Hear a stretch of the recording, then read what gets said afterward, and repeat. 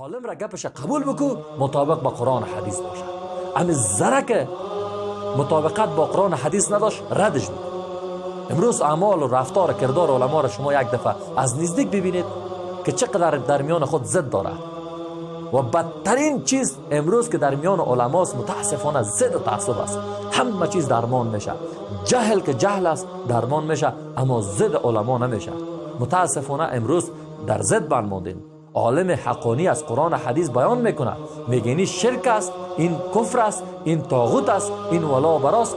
اما متاسفانه که علمای سو، علمای درباری اینها را چی می خطاب میکنن؟ والا تکفیریستن، فلان هستن.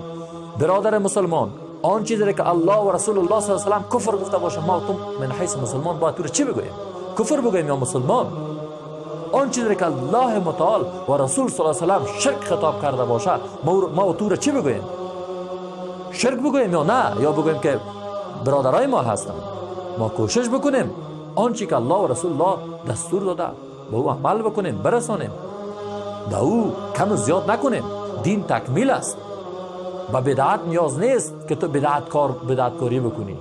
دین همه چیزش تکمیل است. هیچ عالم و مولای حق ندارد در امور دین نظر بتاست. همین آیت قرآن که آمد بسم الله الرحمن الرحیم الیوم اکملت لکم دینکم و اتممت علیکم نعمتی و رضیت لکم اسلام دینا. دین تکمیل است. نیاز به بدعت ها نداره که هر عالم نظر خود بده. تو فقط اونقدر علمت بالا ببر که بفهمی که فلانی عالم از کجا گپ میزنه. همونطوری که میفهمی نان خوردن خود میفهمی، 100 رقم امورات زندگی خود را برابر کردی، میفهمی تو چطور درباره فهم قرآن فکر نمیکنی. متاسفانه که امروز هر کس در هر چیز معلومات داره، در مسئله قرآن میایه میگه ما یاد نداشتیم، ما چشمای ما کور بود. هیچ عذر نداری. امروز هیچ کس عذر ندارد.